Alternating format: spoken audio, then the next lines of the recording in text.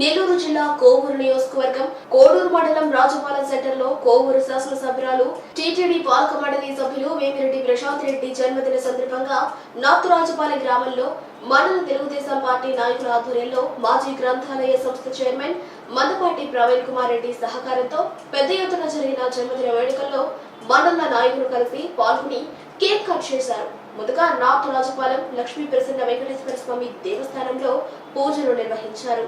తరువాత గ్రామంలోని 3 ప్రైవేట్ హాస్పిటల్లో రోగులకు బ్రెడ్, ఫ్రూట్స్ అందించారు. తదనంతరం కేక్ కటింగ్, భారీ ఎత్తున అన్నదాన కార్యక్రమాన్ని సుమారు 1000 మందికి నిర్వహించారు.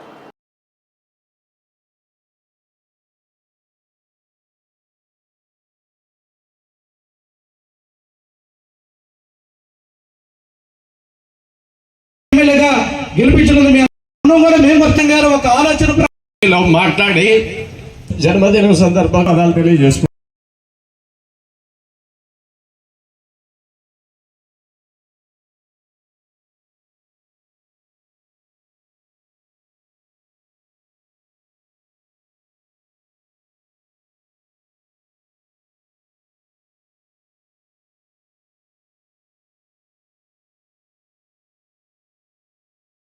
గురించి చెప్పుకోవాలంటే ముఖ్యంగా ప్రశాంత్ రెడ్డి గారు భర్త అయినటువంటి మన ఎంపీ గారు వేమిరెడ్డి ప్రభాకర్ రెడ్డి గారు ఈ జిల్లాలో ఎన్నో సేవా కార్యక్రమాలు చేస్తున్నారు.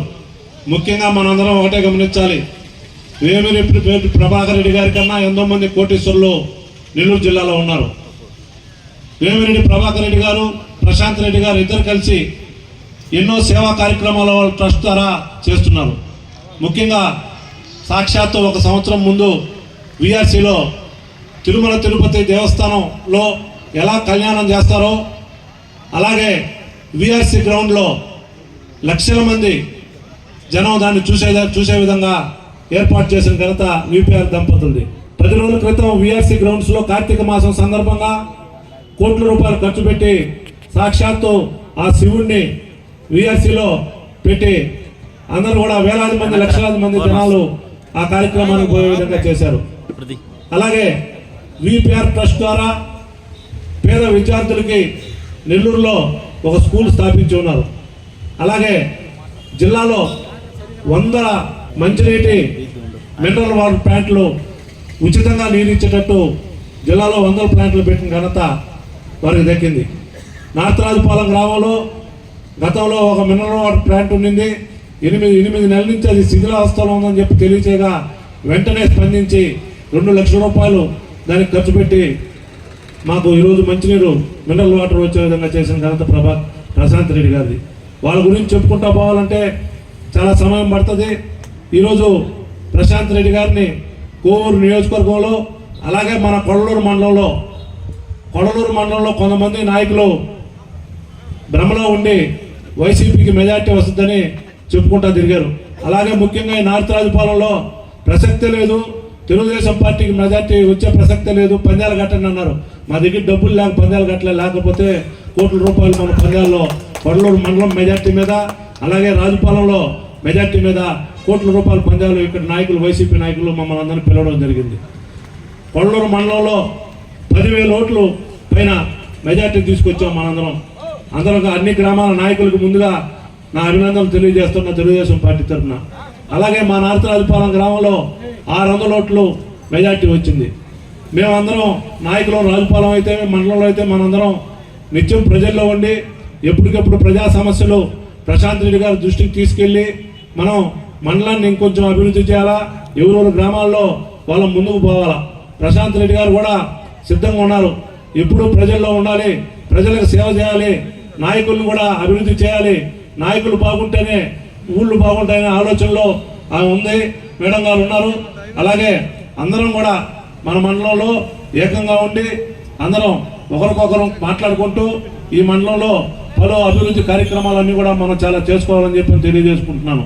మొన్న జరిగినటువంటి శాసనసభ ఎన్నికల్లో కోవూరు నియోజకవర్గం నుంచి చరిత్రలో లేని విధంగా మొట్టమొదటి మహిళా శాసనసభ్యురాలిగా కోవూరు నియోజకవర్గంలో ఎన్నికైనటువంటి వేమిరెడ్డి ప్రశాంత్ రెడ్డి గారు తనదైన ముద్రలో గత 6 నెలల నుంచి కోవూరు నియోజకవర్గాన్ని అవినీతి రహిత నియోజకవర్గాన్ని నేను చేస్తానని చెప్పి ఎన్నికల ముందు ఏ విధంగా చెప్పిందో అదే విధంగా ఈరోజు కోవూరు నియోజకవర్గంలో ఎక్కడా కూడా ఒక గ్రావెల్ మాఫియా కానీ ఒక ఇసుక మాఫియా కానీ ఏది కూడా లేకుండా ఈరోజు కోవూరు నియోజకవర్గాన్ని అభివృద్ధి పదంలో పయనింపజేస్తూ గత 10 రోజుల నుంచి జరుగుతున్నటువంటి శాసనసభ సమావేశాలలో ప్రతిరోజు కూడా ఏదో ఒక సమస్య మీద కోవూరు నియోజకవర్గ గళాన్ని వినిపిస్తున్నటువంటి శాసనసభ్యురాలు